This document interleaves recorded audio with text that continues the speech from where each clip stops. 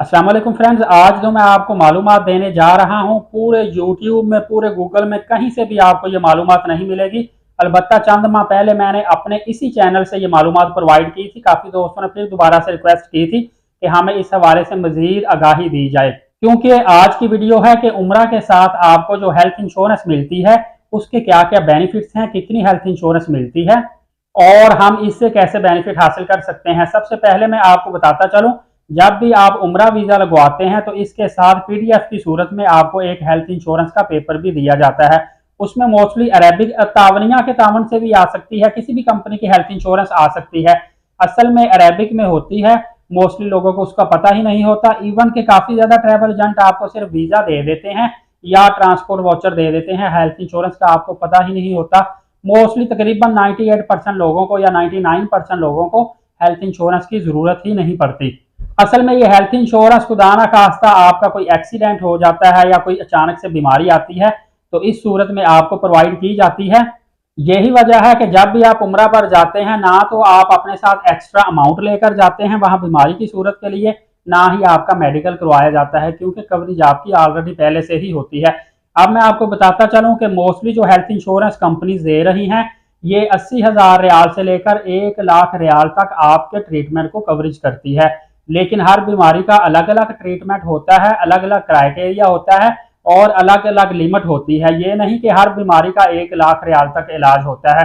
Cardiac की बीमारियों का अलग से होता है, गायनी का अलग से होता है, एक्सीडेंटल का अलग से होता है, इस तरह कोई सर्जरी होनी हो उसका अलग से होता है। और ये हेल्थ इंश्योरेंस जब आप सऊदी अरबिया में एंटर हो जाते हैं उससे लेकर 90 डेज के लिए, मतलब जितनी देर का आपका वीजा होता है उतने पीरियड को कवर करती है। अगर आपका उम्रा वीजा 90 डेज का है, बेशक आप 1 महीने के लिए वहां पे जा रहे हैं, ये 90 डेज को मैक्सिमम पीरियड ऑफ स्टे को कवर करेगी। अगर आपका 1 साल पर्सनल विजिट वीजा है तो 1 साल हेल्थ इंश्योरेंस आपको लेकर जाना पड़ती है।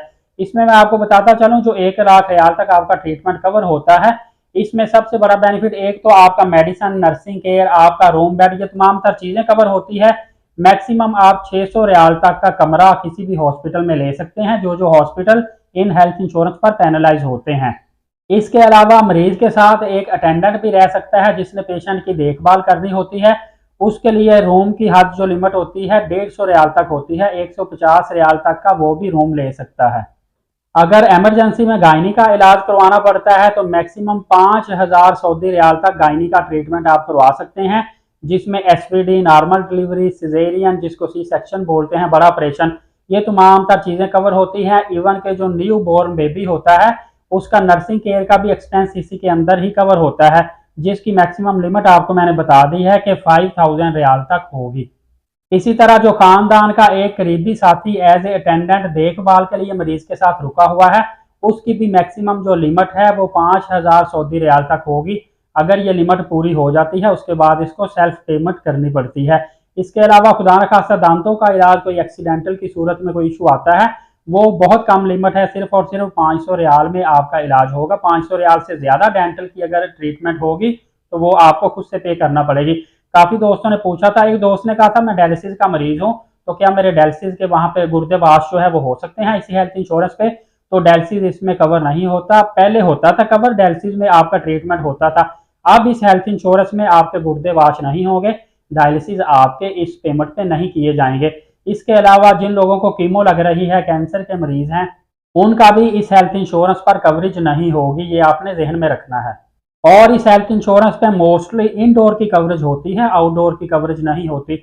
इंडोर से मुराद अगर मरीज की कंडीशन ज्यादा खराब है और उसको दाखिल करने की जरूरत है, इस सूरत में कवरेज होती है।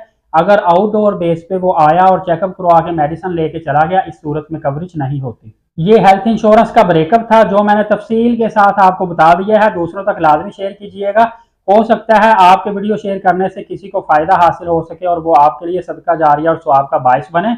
मजीद आपके माइंड में किसी भी किस्म का सवाल है तो आप मुझे ईमेल या कमेंट्स कर सकते हैं, एज सुन एज पॉसिबल मैं आपको रिप्लाई करूंगा। दुआ है अल्लाह ताला आपको सेहत व तंदुरुस्ती अता फरमाए और बार बार उम्रा और हज की सआदत नसीब फरमाए। नए आने वालों से रिक्वेस्ट है चैनल को सब्सक्राइब लाजमी कर लें। अगली वीडियो में मिलेंगे, तब तक के लिए इजाजत दीजिए, बहुत शुक्रिया।